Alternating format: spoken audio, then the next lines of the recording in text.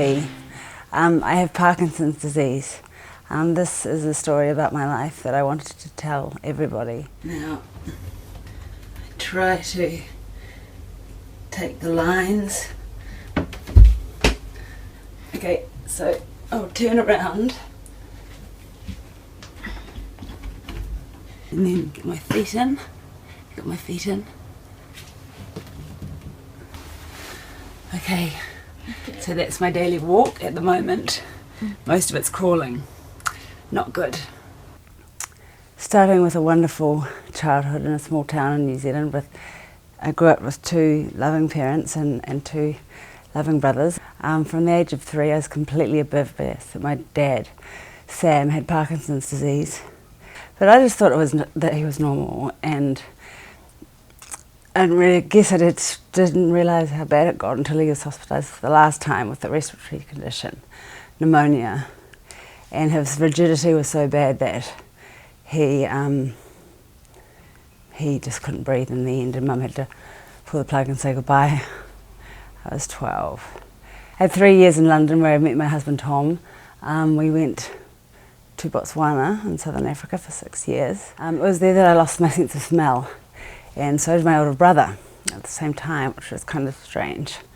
So let's move on to, say, 2006. We had fairly recently moved to Hong Kong with Tom's new job. He's a pilot with Cathay Pacific. And we were just sitting around my brother's house post on holiday one day, and I saw his hand, and I noticed his hand was twitching, and he saw me staring at it, and he raised his fingers to his lips, and he winked at me and hid it behind his back. Very soon after that, he was diagnosed with Parkinson's disease, bizarrely, because it's not an hereditary disease. In the meantime, my smallest toe started twitching, and at first very irregularly. But I remember sitting by the pool in Bali with my friend Georgie and saying, hey, look at that. God, can you imagine what I was thinking? And she just said not to worry, what are the odds? And, well, they're quite high, apparently. Right, this is pretty much as bad as it gets. I'll try and walk, but my whole body's sort of stiff now.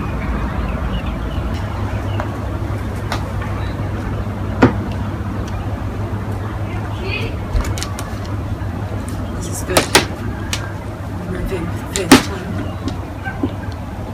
today. It was rather traumatic, to say the least. About 2 weeks after we were heading home to New Zealand again, we were at the airport when Tom asked, why are you walking like that? And I couldn't answer him. I was like, just thinking maybe it was the stress, maybe just a small difference in my gait. It was weird. There was no way that a 38-year-old girl could have Parkinson's. So initially it was definitely the issue with the gait, and we just thought something's up. I didn't for the 1 minute think that it could be Parkinson's disease. We just thought Duncan, her brother, who had it diagnosed, it was a one-off sort of thing. I'm always been the glass half full rather than half empty, so I didn't even sort of compute to me that this could be Parkinson's. For us, in the room with neurologists, the elephant in the room, it was like, why can't anyone diagnose this? Her father had it, her brother's got it, and now she's showing all those slightly different symptoms that are standard for Parkinson's. It was a obvious thing to us towards the end. My wonderful husband proceeded to make an appointment with the leading authority in Parkinson's in Hong Kong. And that was just an absolute joke. He could not diagnose me, therefore he could not help me. Well, even given, he wouldn't even give me a reference. It was quite amazing what a treat he was, wasn't he? And after trying out a number of natural remedies, ridiculous really, we carried on around the globe to the most prestigious facilities in London, who diagnosed me with multiple sclerosis and Parkinson's at the same time. That was nice. And then the Chicago, a clinic in Chicago, the Mayo Clinic, who actually got right, I did have Parkinson's, but they didn't even mention the possibility of having D.B.S. And then finally, my own hometown, my home country, New Zealand, who ended up being the most incredibly innocuous and most ignorant of them all, really. The arrogance of one neurologist in particular being completely surprising. And I quote, you'll just have to suck it up. You've got Parkinson's. Deal with it. Any surgery now could kill you or make you worse. I couldn't believe it. Yes, yeah. So living in Hong Kong, working for an international airline there, we had the luxury of being able to jump on a plane last minute and inexpensively to try and figure out what was going on and try and see the best people in the world that we could. And we saw two different neurologists. One of them who said, are you sure this is Parkinson's? Have you looked into restless leg syndrome or essential tremor or something similar? And luckily, as we sat in despair, about to be released, a woman doctor, I can't remember her name, saw the pain in our eyes anyway and admitted me. More drugs, yay, but at least we were in the system, we thought. But everything was just getting too much to handle. Tom couldn't work and our children were missing out on their mother's attention, should I say. I just had to stop. We couldn't do life anymore. Tom received tons of information from different friends around the world, but the sound of a Brisbane-based outfit called Queensland Neurosciences sounded so good. And we did do extensive research, and as we've touched on, we finally found the guy that we thought would be the best option for us, and that was Professor Silburn and his team in Queensland, Brisbane and Queensland, Australia. And I'll never forget meeting my saviour, Professor Peter Silburn.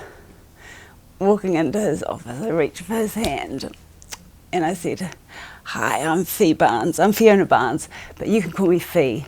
Everyone does." And he replied immediately with his best Brisbane accent, "Well, in that case, Fee Darl, you can call me Peter." He was so sweet. So the closest option for us was Brisbane. They were top 5 in the world.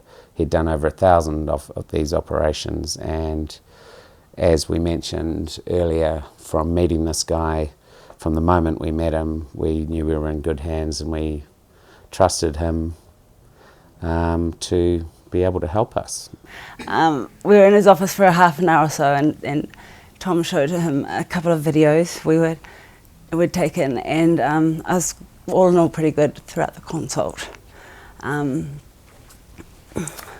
Soon after he'd heard our story, he said, he sort of sighed and said, "Hell, I wish I had you a year ago." And that was pretty much the time I was being told to suck it up by the Auckland neurologist. By the time we'd met his right-hand woman, Karen O'Malley, we were both asking where we were signed, totally hooked. He said that he could really help. He said, "There's no cure, you know that, I know that, but we could get pretty damn close." Love at first sight. So the team consisted of Peter, Karen, Lisa Cook, neurosurgeon Terry Coyne, Dr. Polly Sy, and psychiatrist Drs. Philip Mosley and Rodney Marsh. They were incredible from the word go, just incredible. You felt like you were the only patient in the whole hospital. They were so friendly and caring, and it was almost like they knew how you felt, which nobody does. Basically, they will cut her head about here in a sort of a U shape, peel back her scalp, drill 2 holes into her skull, and insert probes about that long deep down into the subthalamus part of the brain, which is right down in the bottom there. Once they've done that, they then connect the wires from the top of the probes to a small junction box in the side of the head, which is another incision here. And that junction box is connected to wires which will run down here into her chest, where there is a small pacemaker type box put directly under her skin. It can also be put down in the side, but Fee decided she didn't want that, so she had it up here. Now what that does is continually sends electrical pulses into the part of the brain which is no longer producing enough dopamine cells. And the dopamine cells, it's my understanding, they're the connectors, the neuron connectors, which make movement possible and normal for the rest of us. The way I think of it is that these electrical pulses are tricking the brain into thinking it's working okay. It's connecting the bits which the dopamine should be doing, but Fiona doesn't have enough dopamine producing cells left. So basically from the time they turned that machine on, she had no more symptoms of Parkinson's disease in the physical way. I had the surgery on the 19th of May 2015 and have not had one freezing episode since, which is amazing. And I just wanted everyone out there to know that has this horrid disease, that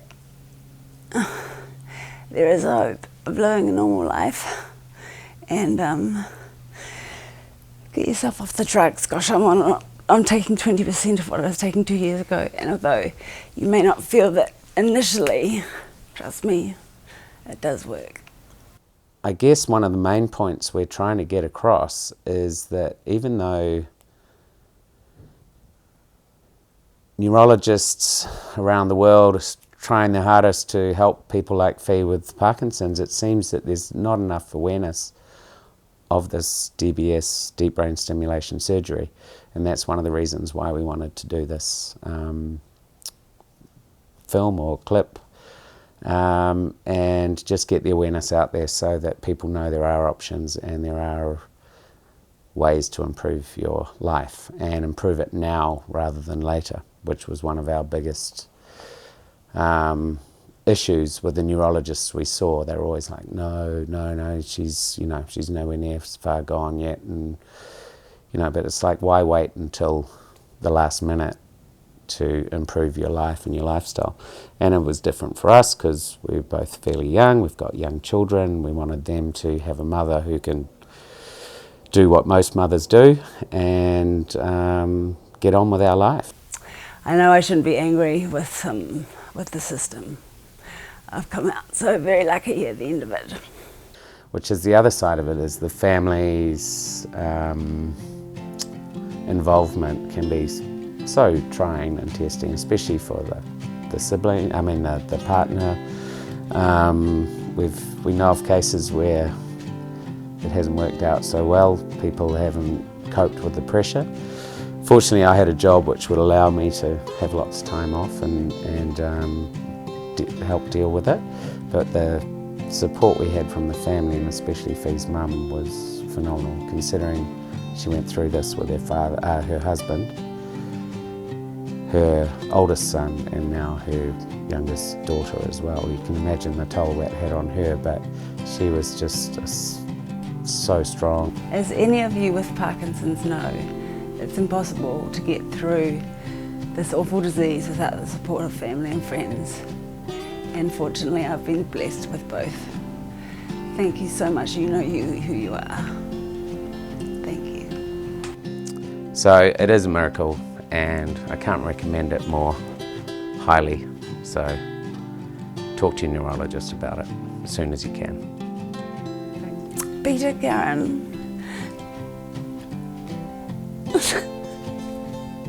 And everyone in Queensland Neurosciences, this is the only way I can think to thank you. To raise the awareness of this medical miracle, D.B.S. It does work. It saved our lives. Thank you.